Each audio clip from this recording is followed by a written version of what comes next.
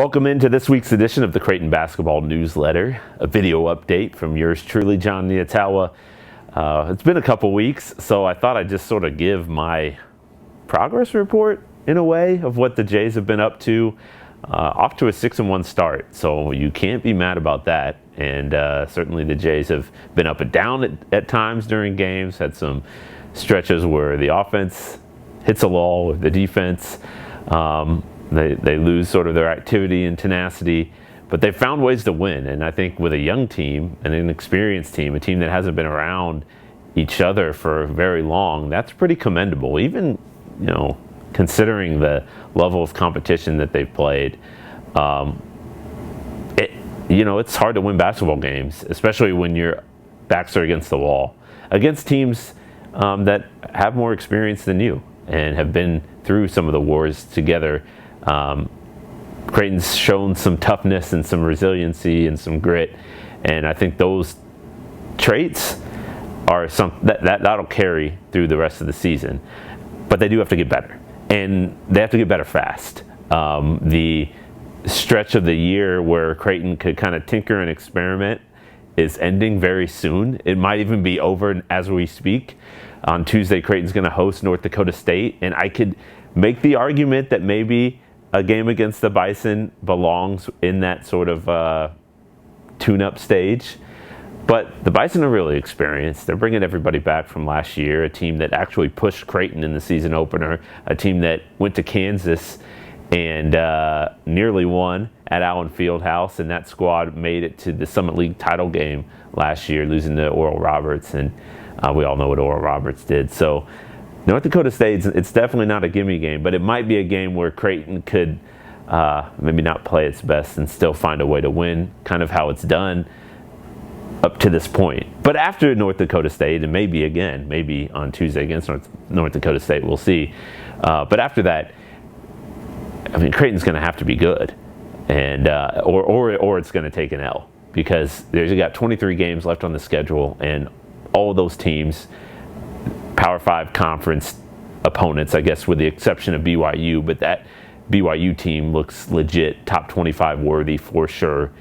So it's going to be a challenge. And I think Creighton, because of the makeup of these guys, they've kind of revealed it a little bit. They seem like a group that will rise to the occasion and play better as the schedule toughens, and realize going into games that you can't have stretches where you're not engaged defensively, or maybe the ball isn't moving, you're not moving with as much pace offensively. Perhaps they've had enough sort of wake-up calls, but then again, they are young, so they're just going to have to it's kind of part of the growing process of learning how to keep your foot on the gas pedal and avoid sort of stretches where the other team takes control. And it's just hard. It's basketball. So they're still going to deal with some of that, but maybe the fact that they'll be focused a little bit more, knowing the margin for error is a lot smaller now. Maybe you'll see a little bit more consistency from the group.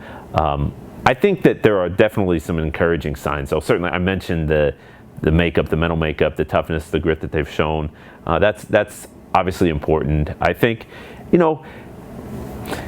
it does feel like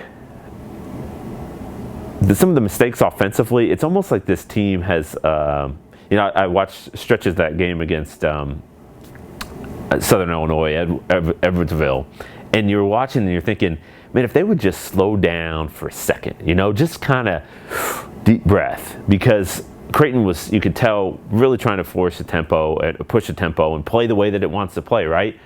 Ball would be, an SIUE shot would go off the rim, and a Creighton guy would go up to grab it, but not really grab it, because he's, maybe he's thinking, okay, grab it, outlet, let's go. In fact, Creighton did have a couple turnovers on outlet passes, trying to trigger that break. And then obviously once the Jays got going downhill, they ran into some mistakes, maybe moving too fast. So I wonder if Creighton could just sort of settle in, and part of that, again, is youth and inexperience, just adjusting to the game speed, how quickly you have to make decisions in the heat of the moment. But if Creighton can just take a little bit of a deep breath. And it'll be hard against North Dakota State, by the way, because North Dakota State is going to play a methodical offense. And one of the keys of the game for Creighton, I'm sure, will be to try to speed them up and to get the game flowing at a quicker pace. But I think that's one of the areas, because, obviously Creighton's turned the ball over too much. And against SIUE, like, the Jays had their hands on the rebounds, just couldn't quite grab it in my head. And I'm thinking, if you just take that extra little beat to focus on securing the ball with two hands, you're okay. And you're not giving up the offensive rebound putback that they gave up, 4 or 5 times against SIUE. So that's one thing. And I think defensively, certainly you've seen it when the Jays have been locked in and they've been focused in on sort of what the scouting report says, but also just being tenacious and moving around, flying around, playing with active hands. And at the end of that game against SIUE, the Cougars only scored 7 points in the final 14 minutes. It was a pretty incredible stretch for Creighton, a needed stretch. It's what they had to do to get back in the game, but they did it. And so extending that across 40 minutes, tough, I know, but that's kind of the goal. And so the flashes of potential are there. Creighton's 7th in the country right now in 2-point field goal percentage. So when the Jays have gotten downhill, moved the ball offensively, moved the defense, while they're still not shooting the ball as consistently as they're used to or that they'd like from 3-point range, they're finding ways to get easy baskets inside, which is a workable formula. Like that can stick, that can hold. What they've done defensively for stretches in game, that can stick. You can build off those types of things. And so there's definite room for growth. And I think the miscues and the mistakes with more game reps and experience will dissipate. The question is just how quickly and how fast can Creighton sort of flip the switch and settle into becoming a more consistent team, given that they're about to face a gauntlet of a schedule. Iowa State, after North Dakota State on Tuesday, it's Iowa State at home. The Cyclones are much better than everyone expected. They brought in almost an entirely new roster and had a couple incredible wins last weekend. Then it's a BYU team, like I said. That's an experienced squad that's probably underrated right now. Arizona State, another Power 5 opponent, and then you're in the Big East schedule, starting with Villanova and then the grind of the league. So you hope they figured it out.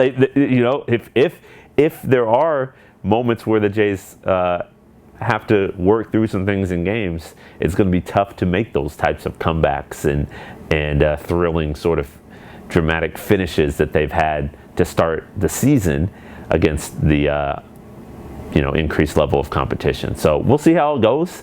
Obviously, I do expect this team to improve, and I think that they've shown enough signs so far through 7 games to where you can be really optimistic. But certainly from a realistic point of view, the Jays got to get better, and it's got to start soon. So we'll see how they do. If you haven't subscribed to this newsletter, please do. Omaha.com/newsletters is what you add into your browser, and or you plug it into your browser, and then you just click the little box, and you'll get some updates in your email once a week. And if you haven't subscribed to the Omaha World-Herald, do that as well. We got plenty of coverage on Creighton basketball this week and volleyball and other sports for Creighton. And so we really appreciate your support there. For the Omaha World-Herald, I'm Jon Nyatawa. Thanks for watching.